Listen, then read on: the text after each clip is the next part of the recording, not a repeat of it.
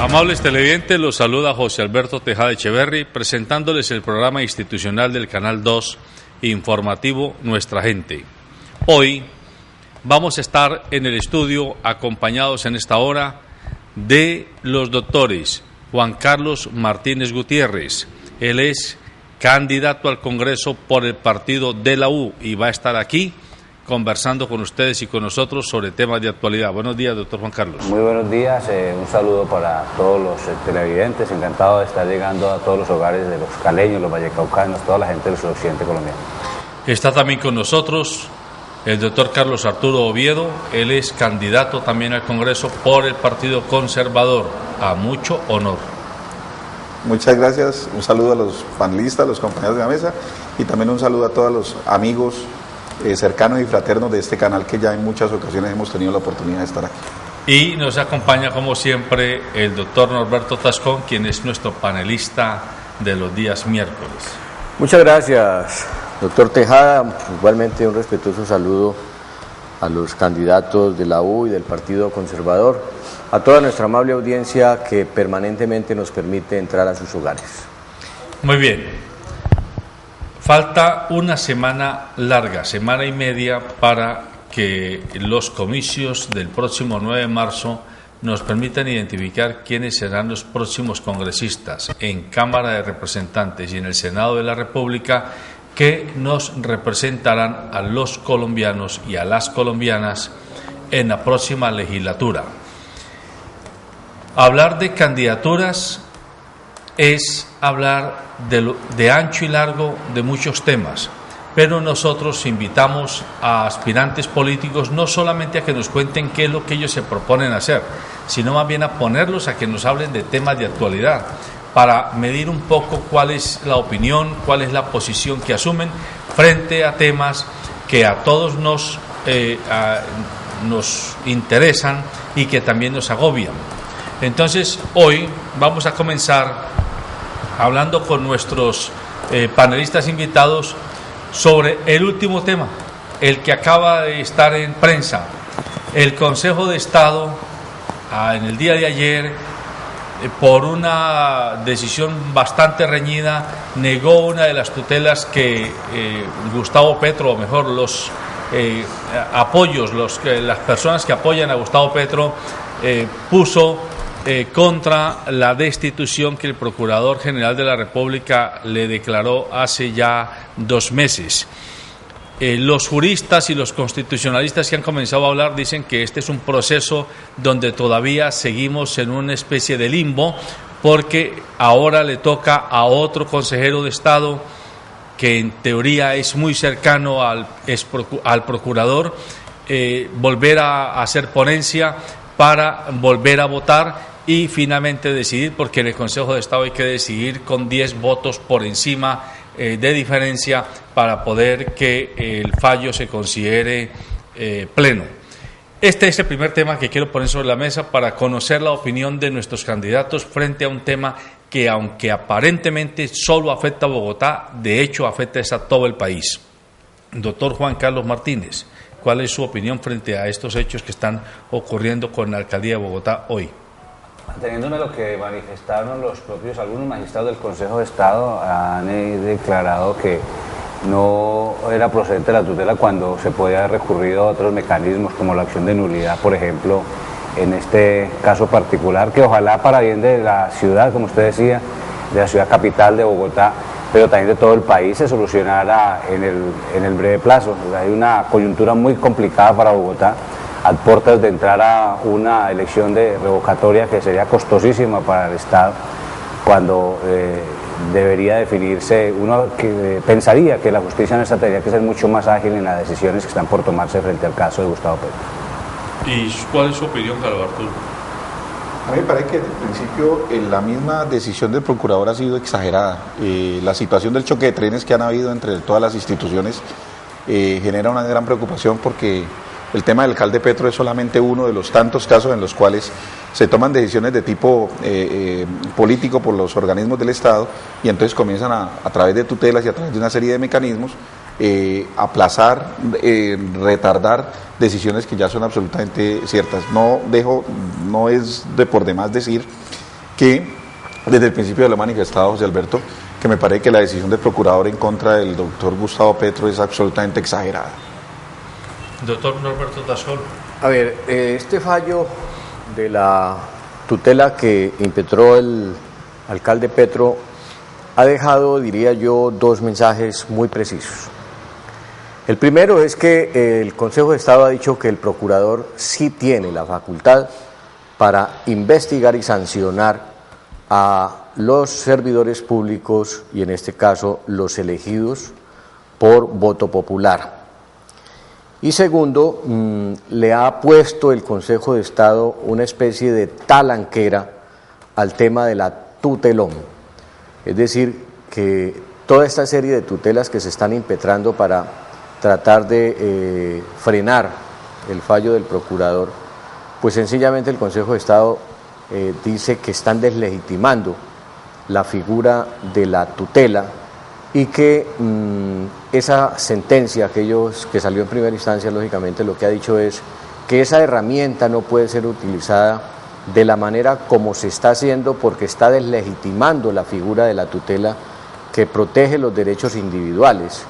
Y allí, pues no podemos nosotros negar que poco a poco se va a abrir camino la aplicación de caminos diferentes para el logro de desenredar este nudo que se ha armado en torno a la demanda que el alcalde de Bogotá ha colocado. También han dejado claro que hay instancias que son exclusivamente por la vía gubernativa y administrativa para desenredar el tema y tienen total aplicación en razón a que la nueva reforma del Código de lo Contencioso Administrativo habla de medidas cautelares especiales, que creo va a ser la figura a la que se va a acoger Petro y su equipo de juristas para pedirle al Consejo de Estado, porque lo van a hacer ante el Consejo de Estado, precisamente en razón a que allí se falla la tutela, para que se garantice por lo menos que los derechos como alcalde se le mantengan hasta que haya un fallo en profundidad, y yo diría en última instancia de ese mismo organismo, porque el alcalde ha comentado, y recordemos que nos puso en el ojo prácticamente de la Comisión de Derechos Humanos de la OEA, donde prácticamente se está pidiendo las garantías constitucionales para estas personas en razón a que se argumenta que por pertenecer a un grupo de la izquierda el estamento lo tiene arrinconado y está prácticamente a puertas de sacarlo. Si se apela a esta figura constitucional que está en la reforma última que se hizo del Código de lo Contencioso Administrativo, pues allí apelar a esas características especiales es casi como frenar la destitución del alcalde, y creo que el gobierno está jugándole a eso. En mi caso particular lo pienso, porque es que la elección en Bogotá le puede costar al país alrededor de 60.000 millones de pesos, que es algo que los congresistas van a tener que examinar a futuro corto, porque estamos viendo desafortunadamente que pasan las elecciones y continuamos en elecciones, porque es que se dan en diferentes pueblos de manera muy singular elecciones permanentes como consecuencia de no aplicación de las normas con el riguroso examen que debe tener, y entonces hay candidatos que se presentan con inhabilidades y sencillamente porque no está una sentencia, por decir, legitimada en una de las cortes, contencioso, etcétera, alguna instancia judicial, entonces esa persona sigue en las elecciones, está ya elegido en el puesto, aparece el fallo y automáticamente lo destituyen. Esto está ya desangrando al país porque estamos gastándonos cualquier cantidad de recursos que podrían usarse para la salud, la educación y para la política social en elecciones permanentes en Colombia.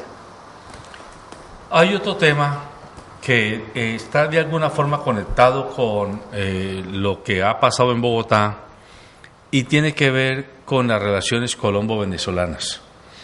Digo que está conectado porque de alguna manera Petro es visto, para quienes no están de acuerdo con su exposición y el rol que juega hoy en la política colombiana, como una muestra de un izquierdismo o un chavismo colombiano, digámoslo así. Y hoy Colombia de alguna manera ya tiene roces con Venezuela por lo que ha venido ocurriendo en los últimos meses y días en el país vecino, y de alguna forma ya hay datos que todo indica son datos verificables de un grupo muy importante de colombianos que están siendo deportados y que están siendo deportados de manera muy agreste, muy venga, váyase ya, lo bajan de los buses y se fue, sin fórmula de juicio, digámoslo así. Frente a eso, desde el Congreso de la República, si ustedes dos, Juan Carlos Martínez y Carlos Arturo Oviedo, están en el Congreso de la República, ¿cuál va a ser la posición que van a asumir ustedes con respecto a las relaciones entre los dos países limítrofes? Nosotros hemos planteado con varios colegas del partido de la U, que somos mayoritarios en la Comisión Segunda, que es la que maneja los temas de relaciones exteriores, comisión de la cual yo soy actualmente vicepresidente, que uno de los primeros debates de control político que vamos a hacer el 16 de marzo, cuando reinicien las sesiones del Congreso, será citar a la Canciller de la República, porque creemos que hemos sido laxos en ese trato como nos ha tratado Venezuela a nuestros connacionales allá. De más aplicabilidad, yo fui autor y ponente de la ley 1565 del 31 de julio del 2012, que me parece que está hecha a la medida de este tipo de situaciones, y hay más de 2,5 millones de colombianos que viven en Venezuela.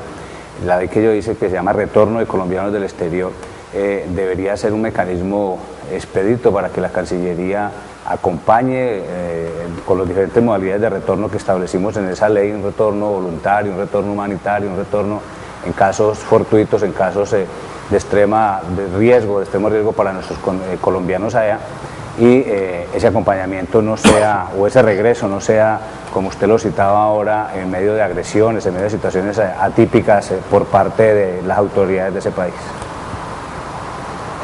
Bueno, creo que hay que aclarar, antes de fijar una posición frente al tema, que hay una gran diferencia entre lo que es el pueblo venezolano y lo que es el gobierno de Venezuela. Yo creo que hay que tratar de usar o tratar de acudir a la más alta reconciliación, porque José Alberto, tú sabes, y lo hemos discutido en muchas ocasiones, en público y en privado, todo el efecto nefasto que tuvo el tema de la cierre de fronteras de ya hace 6 o 7 años, o tal vez un poco más, para la economía particularmente del Valle del Cauca.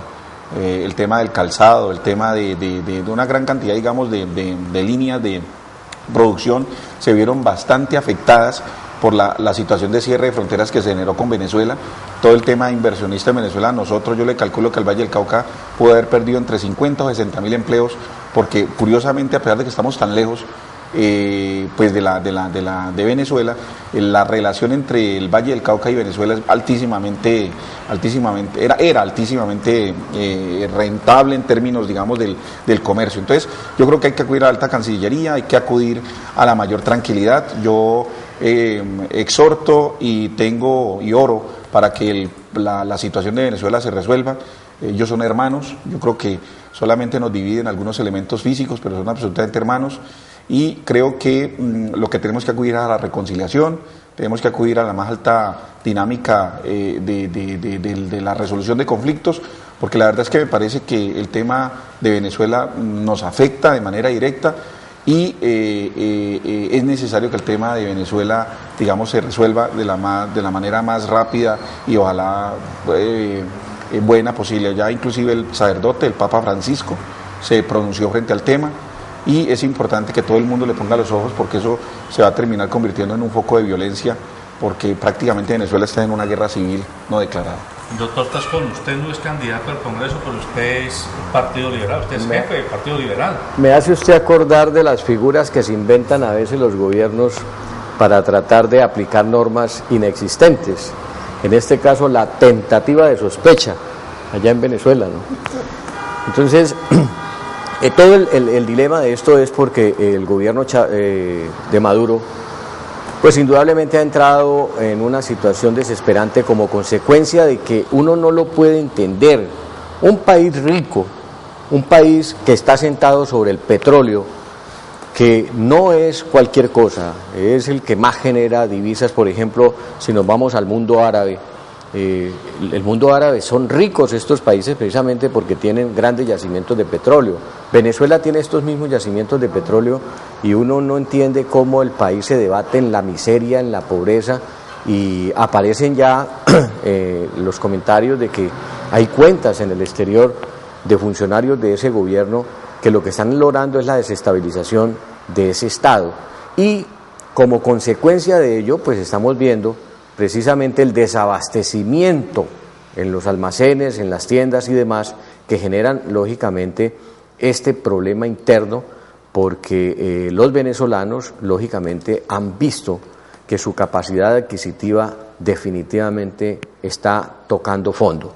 Pero amén de esto, José Alberto, lo que uno no puede negar es que hay y por eso hablo de la tentativa de sospecha, cuando se está diciendo que ese gobierno venezolano está siendo asediado en contrapeso a que se estaba diciendo desde el lado de Colombia que allá había guerrilla y que la guerrilla estaba auspiciada por el gobierno Chávez y luego por el gobierno Maduro. Y entonces ahora, en esta revuelta, el gobierno Maduro dice es que de Colombia se están viniendo los paramilitares y están enfrentándose en territorio venezolano, y lo que queda es que el gobierno venezolano va a poner trancas a la entrada de tanto mercenarios, si se quiere el término, y que no son otra cosa que estos grupos paramilitares, que no lo podemos negar, incursionaron en territorio venezolano.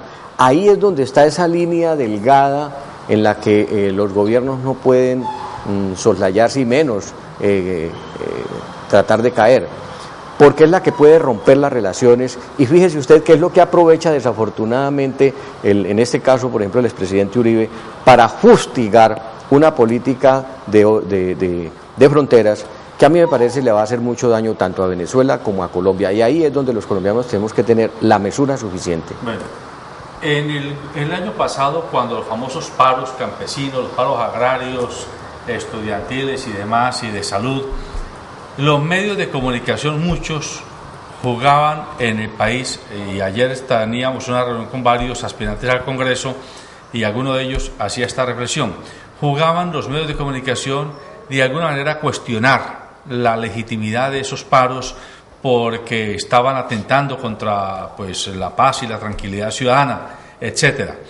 Y se apoyaba o se avalaba la actitud de la fuerza pública, que en algunos casos fue desmedida, como fue evidentemente documentada en el caso de Colombia.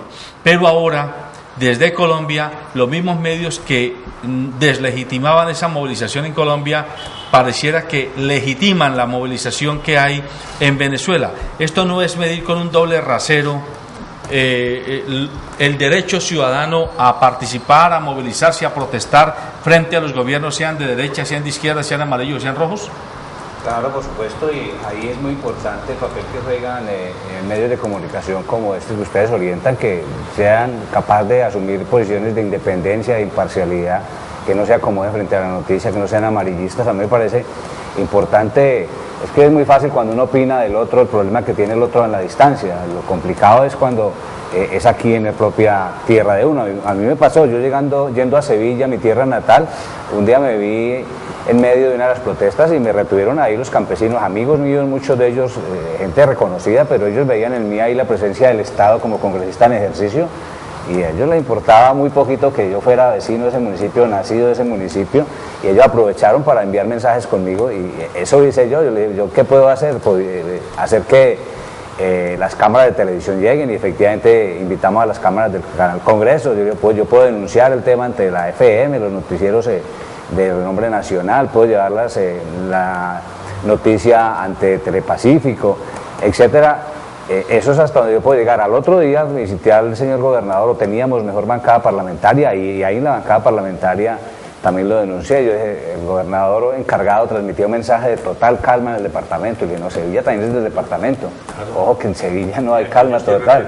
En Sevilla, por eso se han querido ir para el Quindío a veces mis paisanos, porque claro, si no se tiene en cuenta para ese tipo de temas, entonces a veces opinar en la distancia es muy fácil, pero cuando uno está metido aquí en el problema es otra situación. Gente que vivió unos momentos muy complicados. El café por fortuna está mejorando el precio ahora, pero no alcanza, creo yo, para recuperar todo lo que en los últimos años ha venido perdiendo los caficultores frente a unos costos de producción que genera casi siempre son más altos que el costo de venta de la carga de café hoy en el mercado nacional.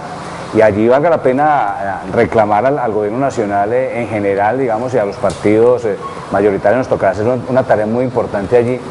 El país ha sido un poco injusto con Sevilla, con el eje cafetero tradicional de toda la riqueza que le aportó a este país. Este país se construyó y esta región se construyó mucho en torno a la industria del café, todo lo que generó el café.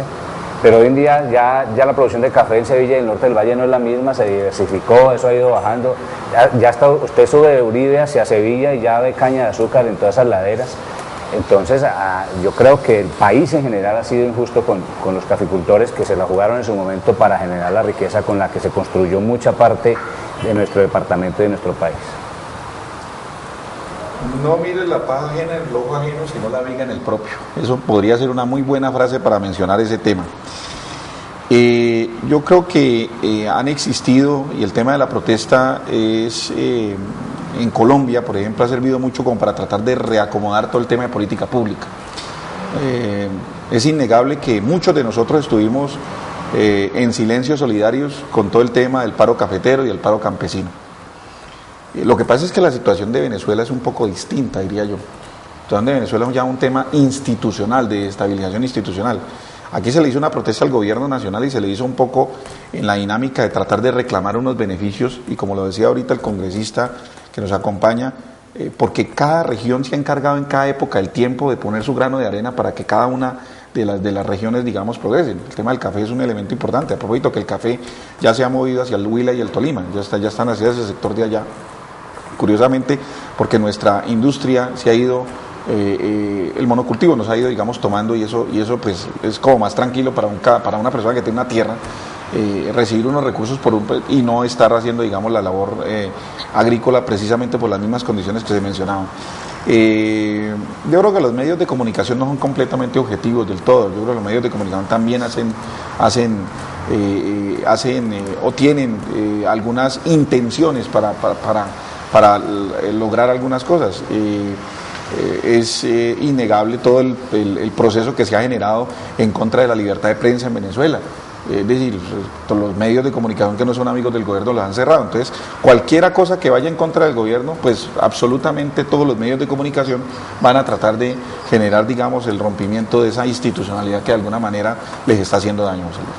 Doctor Tascón, usted también está vinculado a los medios hace muchos años. NTN 24 fue censurado por el gobierno venezolano. Le pregunto a usted y le pido que deje de ser periodista por un momento y se ponga en la calidad del ciudadano corriente. Cuando usted veía y escuchaba los noticieros de NTN 24, ¿le parecía realmente que NTN 24 venía dedicada sistemáticamente a una campaña de desprestigio, de aminoramiento de la legitimidad del gobierno venezolano, o le parece que no era así? Porque es que ese es el argumento del gobierno de Venezuela para decirle a NTN: usted llega hasta aquí porque se convirtió en un caballo de Troya dentro de mi sociedad y desde el extranjero. Yo, estando dentro de los medios hoy y en otrora fuera de ellos, yo sí creo que los medios ejercen una gran influencia en el desarrollo, no solamente al interior de esos gobiernos, sino de la opinión que la gente se forma de un respectivo gobierno. Y fíjese usted, para tomar un solo ejemplo, en Colombia, en el gobierno de Uribe no nos dábamos cuenta de las chuzadas, no nos dábamos cuenta de la cantidad de falsos positivos, etcétera, que habían, porque el gobierno ejercía sobre los medios de comunicación una presión. Y cuando se habla de presión es no solamente para funcionar, sino que coincidía eso, por ejemplo, con las licitaciones del espectro electromagnético. No repartía mermelada. Pues yo no sé si para los medios se llama eso mermelada, pero esas son, al fin y al cabo, las cosas por las que pelean los medios. Es decir, allí no son los auxilios parlamentarios, ni son las obritas en los municipios, representante Martínez, pero sí es la pelea del medio por quedarse, por ejemplo, con la licitación para un noticiero, por quedarse con la licitación para tener el canal privado, etcétera. Y eso se dio. Y vio usted cómo en esos 8 años de gobierno nosotros no nos dejaban conocer absolutamente ninguna denuncia Y esa sí es una verdadera mordaza, y ahí eso es peor que lo que está pasando en Venezuela, porque desafortunadamente a la opinión se le miente y se le tapa lo que está pasando al interior de un gobierno. Entonces los medios juegan un papel fundamental hasta el punto que a mí lo que me preocupa es que en Colombia se pasa como el sol por el cristal sin dejar mancha entre hacer gobierno y hacer oposición. Vea usted el ejemplo sencillo: el expresidente Uribe acompaña a la elección del presidente Santos, eligen al presidente Santos, él está allí durante esos primeros días del gobierno Santos hasta que toma la decisión el gobierno de no convertirse en un títere del expresidente y se rompen esas relaciones, y hoy la oposición del gobierno Santos es quien lo eligió. Eso no lo entiende uno, ni siquiera pues los partidos tradicionalmente de la izquierda, que son los que se montan sobre la oposición por no estar dentro de ese gobierno, tienen como esa característica. Acá la vemos, y eso lo que legitima es lo que estamos planteando. Los medios de comunicación juegan un papel tan importante en la democracia de un país que perfectamente se han convertido, como comúnmente se les llama, en ese cuarto poder que hace que el pueblo colombiano vea con afecto o desafecto a un gobierno. Y allí es donde sí me parece los medios están haciendo un daño, porque no nos permiten conocer la realidad, que es la que podría solucionarse en un momento dado. Yo les quiero pedir sobre todo a los dos aspirantes al nuevo Congreso, usted ya es congresista, pero está aspirando al nuevo Congreso, su pronunciamiento sobre lo que significan los superpoderes, en este caso el procurador, coyunturalmente evidenciado frente al caso Petro, pero indiscutiblemente en una persona el Estado entrega tal cantidad de fuero de poder que rompe cualquier posibilidad de equilibrio de poderes. Pero la pregunta va: en la próxima legislatura, ¿podemos esperar los colombianos que ustedes, los congresistas, aborden una reforma constitucional que de una vez por todas rompa esa simbiosis perversa entre controlador y controlado, donde los controlados terminan eligiendo a quien los va a controlar? En el caso del procurador, el defensor del pueblo, la Contraloría, porque lo ideal sería que estas instancias que son de control no fueran elegidas por ustedes a nivel congresional y tampoco fueran elegidas a nivel departamental y municipal por las asambleas y los consejos, porque es que da grima ver uno a los funcionarios que aspiran a ser contralores o defensores en desayunos y almuerzos previos a la elección, haciendo concertaciones y después saliendo a los medios a decir que ellos son los que controlan a los concejales, al alcalde, al gobernador y a los diputados, así como ustedes a nivel nacional. ¿Podemos esperar eso o cuál es la posición que tienen ustedes?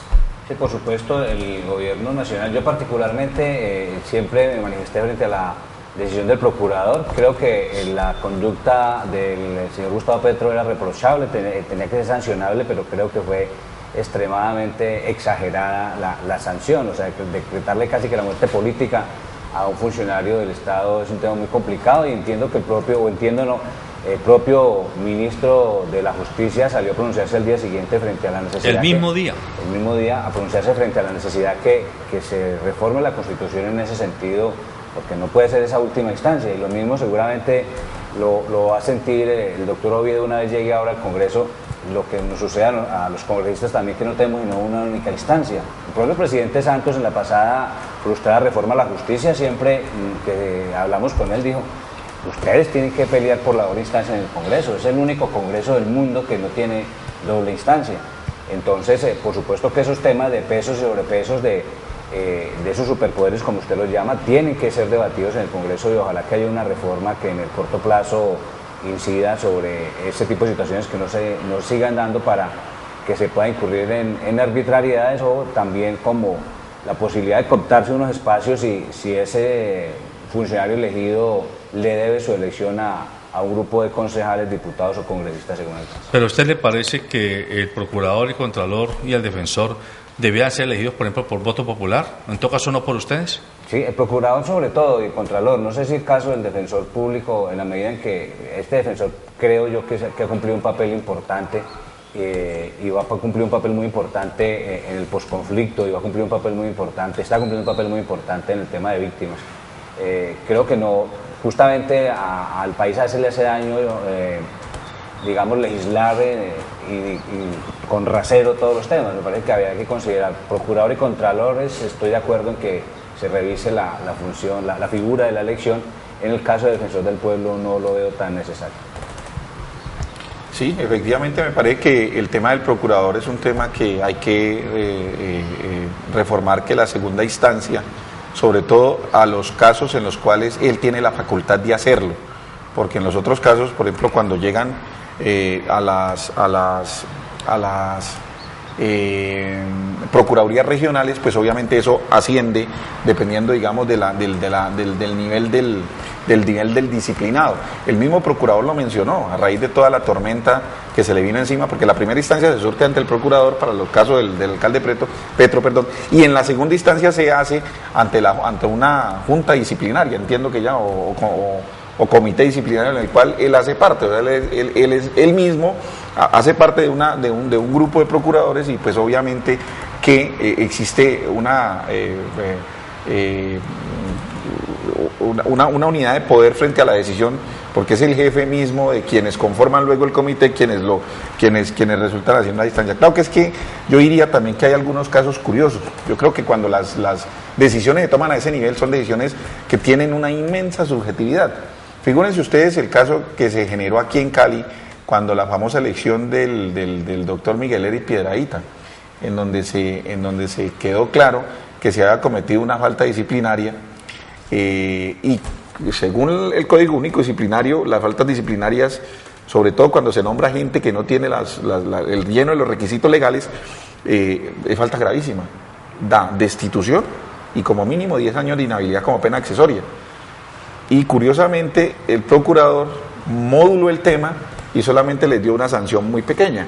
Entonces, exactamente, a todos los concejales. A todos, pero porque entre otras cosas ahí estaba detrás de eso el que había acabado de salir de ser senador, el doctor Uweimar Delgado, que tenía a su hermano que era senador en el momento, y obviamente él necesitaba que le pagaran el favor de la elección. Entonces son cosas que a uno le generan mucha preocupación, y a mí me parece que sí es necesario, digamos, que se busquen mecanismos para que esas dobles instancias sean verdaderamente independientes, porque los procesos administrativos, inclusive dentro de la misma dinámica del Estado, también deben surtir instancias diferentes. Uno inclusive se da cuenta que hay algunos procesos en los cuales, sobre todo con con procesos de tipo laboral, en donde la gente va ante un juez, solicita o reclama algún tipo, digamos, de acreencia laboral o algún tipo de derecho laboral, y en muchas ocasiones cuando se va a la segunda instancia es la misma instancia que profirió el acto la que prepara la segunda instancia para que el segundo la firme, pues que es un tema que también, digamos, está allí de por medio. Y en boca de un candidato del Partido Conservador que lo esté diciendo por nombre propio es complicado, ¿no? Me parece que hay que darle toda la credibilidad. Claro, y con eso, pues, a mí me parece que no solamente hay que darle la credibilidad, sino que es lapidaria esa postura, porque lo que confirma exactamente es eso. Nosotros tenemos un procurador que lamentablemente es visceral, y se han acuñado cualquier cantidad de cuestionamientos en torno a la figura de él y sus actuaciones, especialmente porque pareciese que estuviéramos recogiendo nuevamente el tema de los tribunales de la Inquisición, donde obligadamente se tenía que estar dentro del cristianismo para estar bendecido. Ahora el procurador sencillamente actúa de una manera visceral, y para él la izquierda sencillamente es el Satanás de la Inquisición, al que hay que aconductarlo y hay que expulsarlo del universo. Y eso le quita majestuosidad a la figura del procurador, que está siendo tan cuestionada. Y ejemplos hay por doquier. Uno se encuentra pues las decisiones que se tomó con el mismo Petro. Yo comparto con el representante Martínez que esa decisión, que tiene más que ver con el desarrollo de lo administrativo, porque allí no ha cometido un delito penal. El señor Petro no lo pueden acusar ante la Fiscalía de haberse robado la plata, de malgastarla, etcétera. Cosas que sí, por ejemplo, se han visto en otras instancias, y le pongo el ejemplo para no irnos tan lejos, lo que pasó en Cali. con el candidato Jorge Iván Ospina, sale de la alcaldía, se le cuestione, hay denuncias, hay procesos en la fiscalía, procesos de responsabilidad fiscal, procesos disciplinarios por doquier, y el procurador necesitaba, como lo dice el doctor Oviedo, del voto de Mauricio Ospina en el Senado de la República para hacerse reelegir. Es ahí donde está lo perverso. Claro, y yo comparto la expresión del doctor Martínez cuando dice, ese tipo de arandelas son las que hay que acabar. No solamente en el presidente de la República, necesitamos un presidente que gobierne, no que se apertreche 4 años para hacerse reelegir. Necesitamos un procurador que ejerza la función disciplinaria porque esa es buena. Yo no comparto que la figura del procurador se tiene que quitar, no, se tiene que limitar para que el funcionario comience a ejercer las funciones que constitucionalmente tiene asignadas y realmente el país se sienta en garantías. Nosotros, los ciudadanos, nos sintamos en garantías que un funcionario público, elegido popularmente o no, cumpla con los deberes constitucionales que la ley le manda. Pero también tenemos que buscarle cómo aconductar a ese procurador, a ese contralor, porque es que también la Contraloría se ha salido de madre. Y miren lo que tenemos hoy, un enfrentamiento de los poderes de control. El procurador enfrentado contra el fiscal enfrentado contra el procurador, el fiscal enfrentado con la Contralora opinando de los fallos del otro ente de control. Entonces, esto definitivamente sí amerita que en el Congreso... Unos alineándose a los otros. Correcto. En el Congreso necesita que tengamos que hacer eso. Y lo concluyo en esto.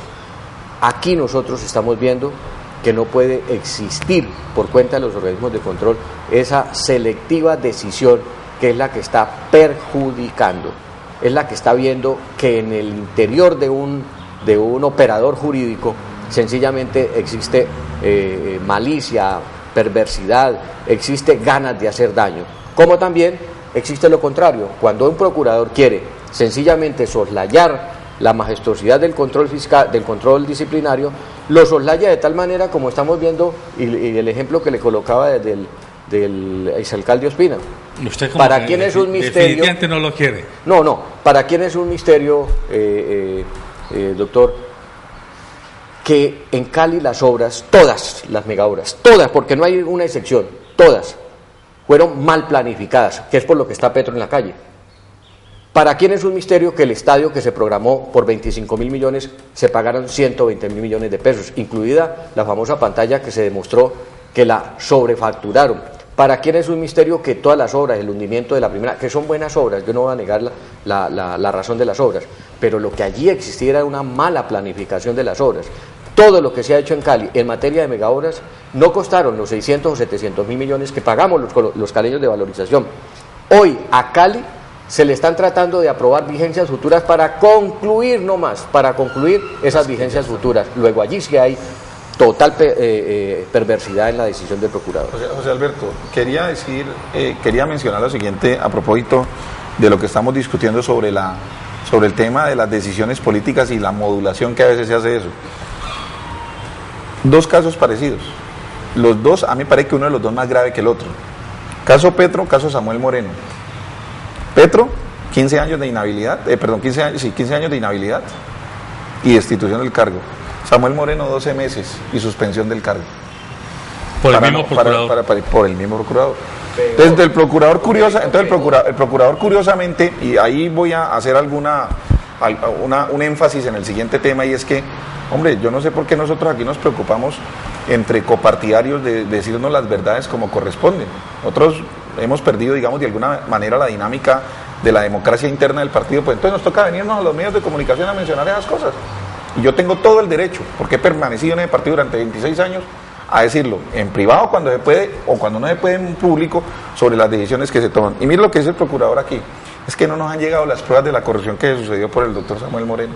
No nos han llegado. Que no les han llegado. Es el único colombiano que no las ha visto. Pero lo curioso es que en el caso de Petro, sí toma la decisión de manera autónoma de hacer una investigación photo finish, porque además fue supremamente rápida, que es el otro elemento en donde a uno le causa mucha preocupación, y llamarle la atención a los organismos de control y a entender de que tienen que tomar decisiones completamente, digamos, mesuradas. Express, como diría la Claro.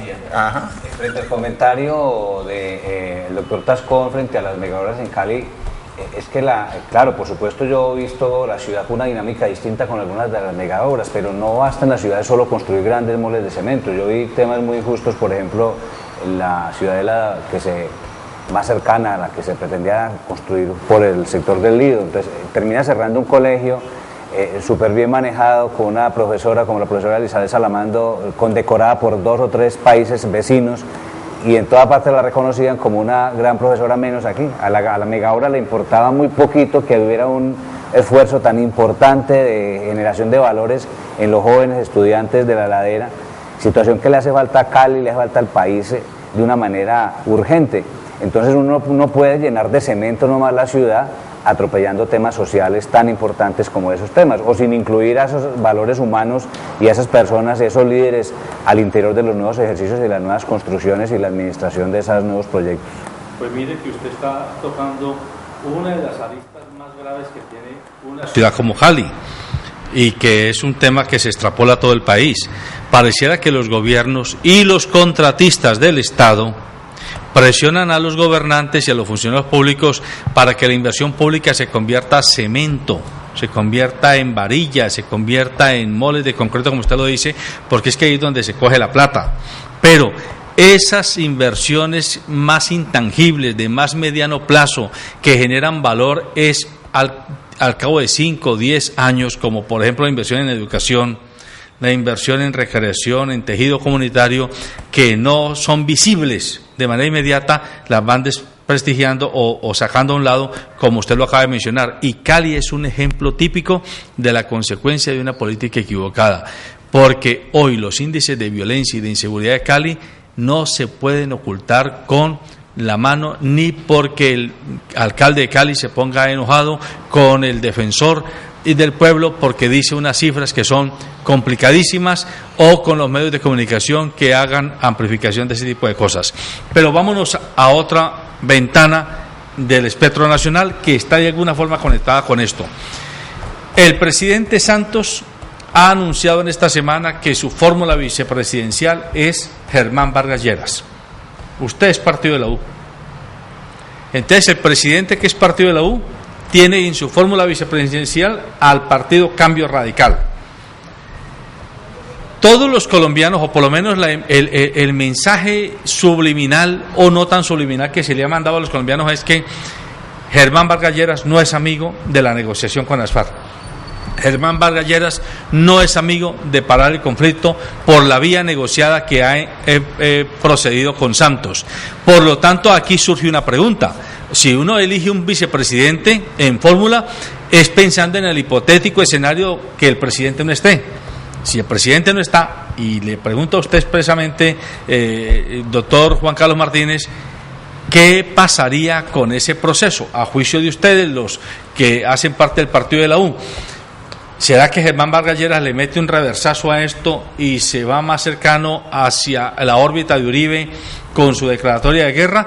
¿O hay algún cálculo político que no tenemos claro los colombianos? Y a usted, Carlos Arturo Oviedo, le hago la pregunta sobre Marta Lucía Ramírez y ese cisma que al interior del Partido Conservador acaba de ocurrir, porque usted mismo lo decía fuera de micrófonos, perdón, llevaban buses llenos, fletados, de copartidarios de base, con el compromiso de que esos copartidarios iban a votar disciplinadamente, como ejército prusiano, a las decisiones de la cúpula. Y cuando llegó la hora de las uvas, esos copartidarios de base dijeron: no señores, votamos por otro lado. Bueno, ¿y qué va a pasar? Entonces, que ustedes, los del Partido Conservador, no le van a jalar a la mermelada y a la unidad nacional como lo han venido haciendo en los últimos años, y se van a desmarcar, o es que están acercándose a Uribe? Le pregunto, pero no puedo opinar de lo del doctor. No, Martínez, sí. Yo le doy la palabra primero al doctor Martínez y después usted habla de su candidata. Okay. Pues a mí me gusta la figura de Germán Vargas Lleras como vicepresidente. Yo me pronuncié hace un mes más o menos acerca del tema cuando en el canal Congreso me entrevistaban para el noticiero de la Cámara, para el espacio En Pocas Palabras, que fue emitido hace como un mes, repito, por la RCN, y yo manifestaba frente a la pregunta que qué opinaba del general Naranjo como vicepresidente, y yo particularmente que no me gustaba, y que me gustaba más para el momento histórico que está viviendo el país un hombre como Vargas Lleras. Frente al tema de la posición que él ha asumido frente al proceso de paz, creo que al gobierno le conviene, en favor de no desmoralizar las tropas, de apoyar a la fuerza pública, algunas voces que digan situaciones distintas a las que el presidente les corresponde decir. El presidente es un hombre que tiene que jugar un papel conciliador permanentemente, que, como ha dicho y como lo manifiesto yo también como copresidente de la Comisión de Paz de la Cámara, tenemos que jugárnosla por la paz, pero me parece obvio, lógico, que el ministro de Defensa y algunos altos funcionarios del Estado sí puedan señalar cada arbitrariedad, cada victimización nueva que ocurre por los guerrilleros de las FARC, y en ese sentido creo que le da un equilibrio interesante para digamos, los electores en general, la figura de Vargas Lleras como nuestro próximo vicepresidente. Bueno, lo primero es decir que me parece que la decisión del presidente Santos de llevar a Vargas Lleras a la vicepresidencia es más una jugada política muy bien calculada, en términos de que él sabe que el único que puede eventualmente, si decidiera hacerlo, aspirar a la presidencia, y le podría generar algún tipo, digamos, de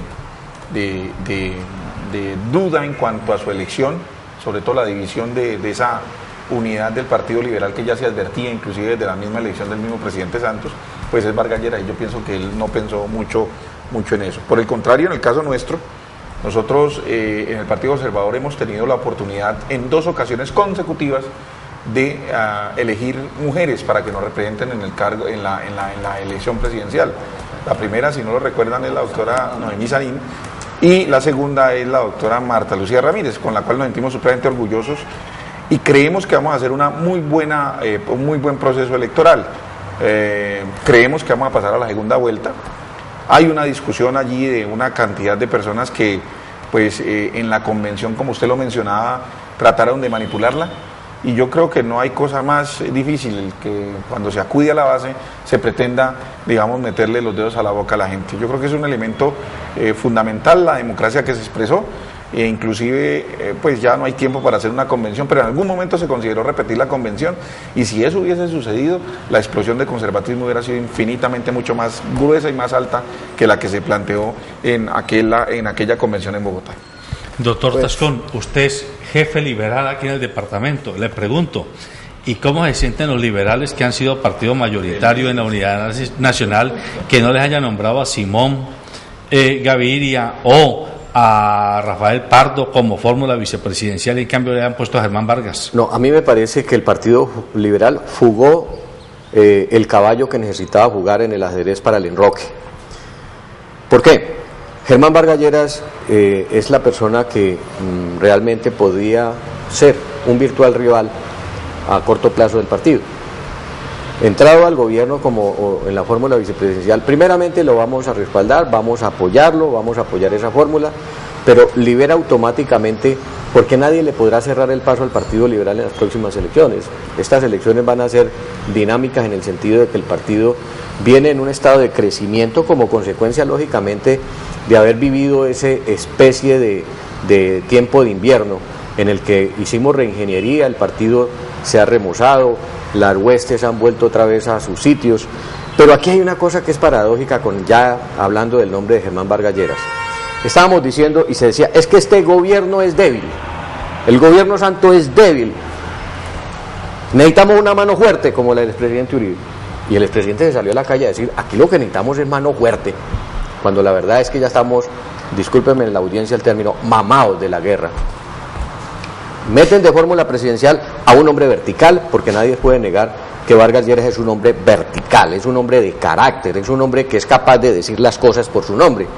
Y entonces ahora el tipo comienza a aparecer como el malo del paseo. Es decir, ese tipo es muy radical, ese Vargas Lleras es una persona que le va a hacer daño a este gobierno porque se va a salir de las líneas del gobierno. No, yo no creo en eso. A mí, por el contrario, me gusta la gente que es vertical, la gente que es capaz de tomar decisiones en público, que es lo que muchas veces no hacen otros.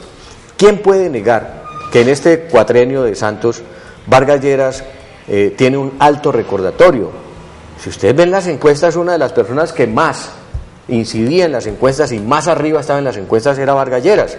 ¿Por qué? Porque fue capaz de echarse esa política pública de la vivienda gratis, fue capaz de trabajar el tema de los acueductos rurales, del saneamiento básico, que es tan importante y que sí lo sienten esas comunidades alejadas, como lo decía el doctor Martínez. Cuando uno va a un municipio de estos, pues los que somos citadinos en algún momento dado, pues no sentimos tanto.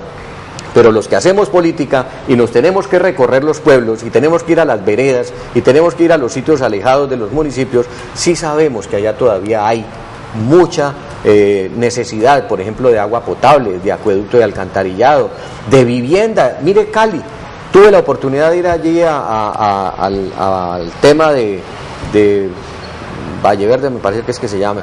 Valle Grande. ¿Ah? Valle Grande. No, las viviendas, sé que termina en verde. Y allí uno hablaba con la gente, Llano Verde. Allí hablaba uno con la gente y le decían: nosotros estamos muy agradecidos con Vargas Lleras. Eso le va a dar a Cambio Radical una oportunidad, porque las gentes tienen recuerdo de eso.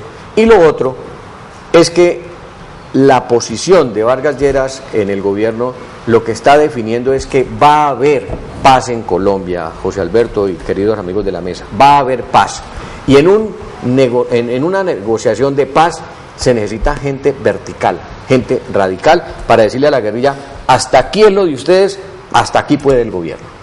Muy bien, nos quedan muy pocos minutos. Les pido que muy brevemente cada uno nos dé su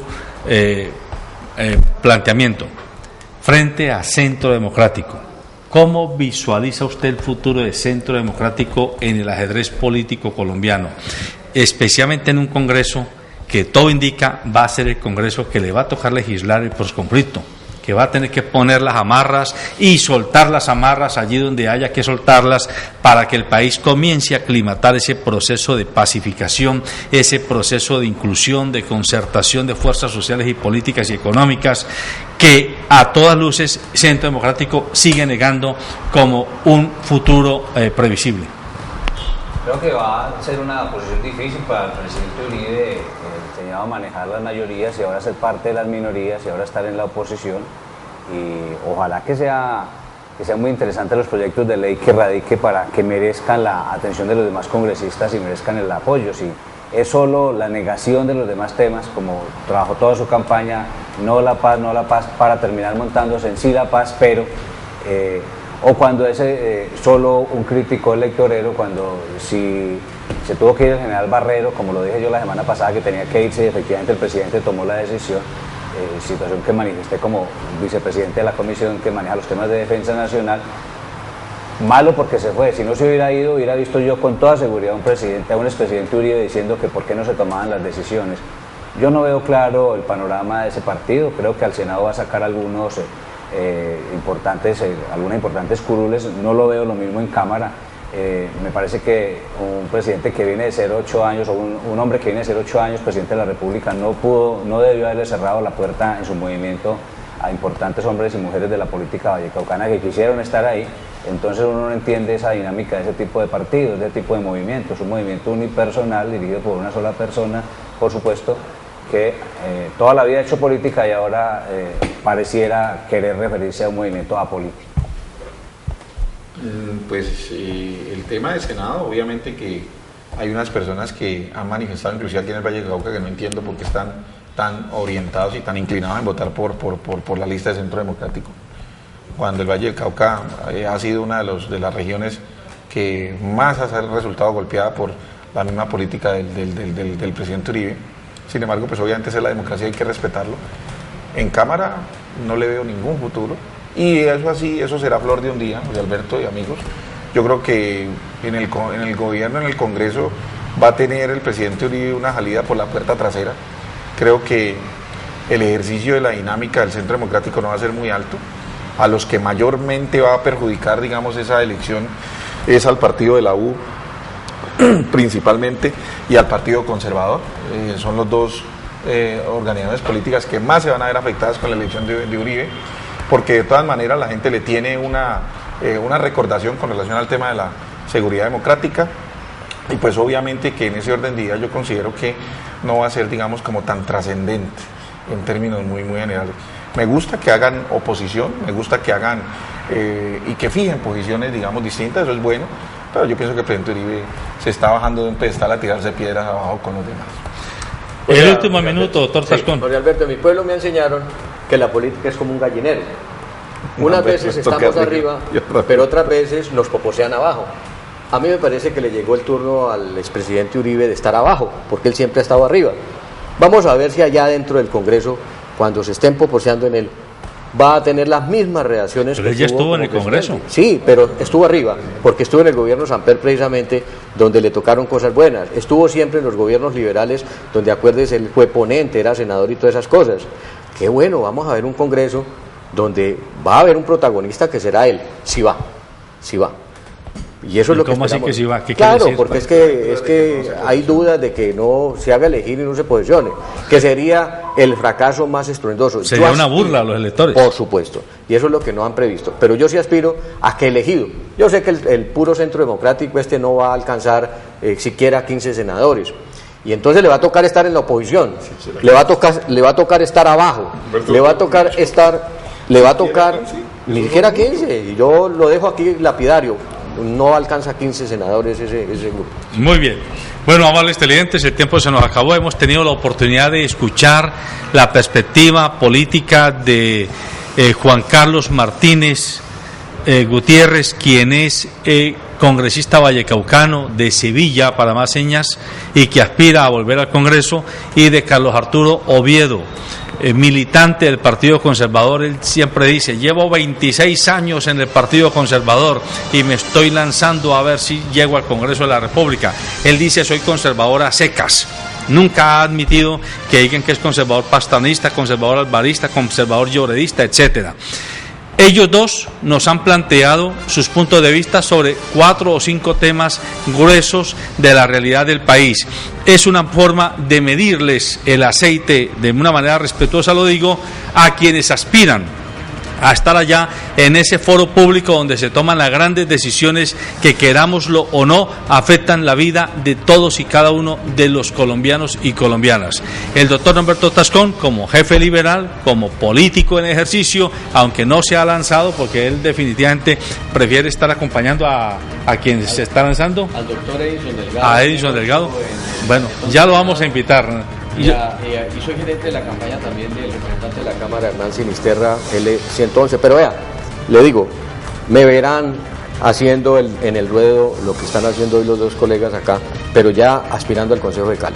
Muy bien, entonces ya acaba de anunciarnos que va para el Consejo de Cali con 2 años de anticipación. Sí, lo está diciendo. Muy bien. Amables televidentes, recuerden que este programa es un aperitivo para abrir el apetito a usted por la búsqueda de información. Información completa, información veraz, información oportuna, para que usted pueda tomar decisiones informadas y pueda participar críticamente en la toma de decisiones que afectan el bienestar colectivo. Recuerde que el 9 de marzo hay que salir a votar. No me diga usted, ni le diga a su contertulio que tiene al lado: yo no voto porque eso es un poco de ladrones, yo no voto porque eso no sirve para nada, yo no voto porque eso ya está arreglado, yo no voto porque nunca he votado, yo no voto porque soy una persona digna, yo no voto porque soy incorruptible, yo no voto porque no creo en los políticos. Pues eso es un tiro en el pie, decirlo así. Hay que salir a votar. No tenemos un mecanismo más expedito para intentar que lleguen al Congreso las personas que creemos tienen el mejor perfil para representarnos y para evitar que sigan en el Congreso personas indeseables y personas que van solo buscando defender intereses inconfesables algunas veces. Buenos días.